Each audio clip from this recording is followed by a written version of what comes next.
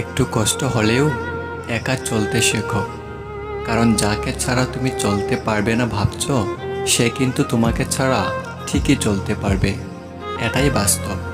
অবহেলা খুবই ভয়ঙ্কর একটা জিনিস, যা জীবিত একটা মানুষের বেঁচে থাকার ইচ্ছাকে মেরে ফেলে। হাসতে নিজে শেখো, কারণ কাঁদাতে তো সবাই শিখিয়ে দেয়।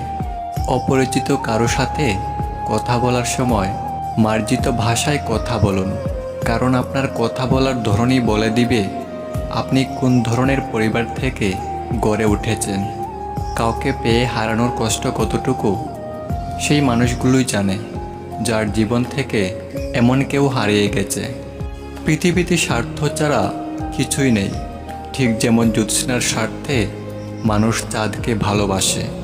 ভদ্রভাবে থাকি, কিন্তু বোকা নই, সব বুঝতে পারি কে কেমন। শত্রুর সাথেও সবসময় ভালো ব্যবহার করলে সেও একসময় ভালো বন্ধু হয়ে যায়। মাঝে মাঝে হাসিটাও আমাকে দেখে ঠাট্টা করে বলে, আর কত নাটক করে থাকবি। জীবনে যাকে পাওয়া যাবে না, নিয়তি তার সাথেই সম্পর্ক করিয়ে দেয়।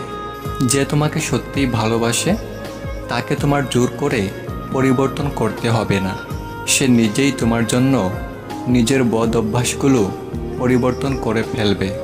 কিছু কষ্ট এমন হয়, চুপচাপ সহ্য করা ছাড়া আর কোনো উপায় থাকে না, আর চাইলেও কাউকে বলা যায় না। ভালোবাসা তো সবাই দেখায়, কিন্তু সত্যি কে কাকে ভালোবাসে তা সময় এলেই বোঝা যায়। যখন কারো প্রতি ভালোবাসা বেশি হয়ে যায়, তখন সেই ভালোবাসা সুখের চেয়ে দুঃখ বেশি দেয়। আপন ভেবে কাউকে মনের সব কথা বলো না।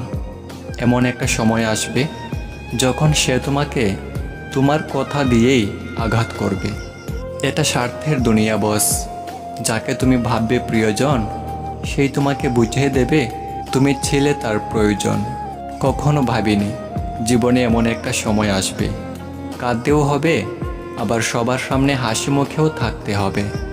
ইচ্ছা থাকলেই উপায় বের হয়, আর ইচ্ছা না থাকলে বের হয় অজুহাত।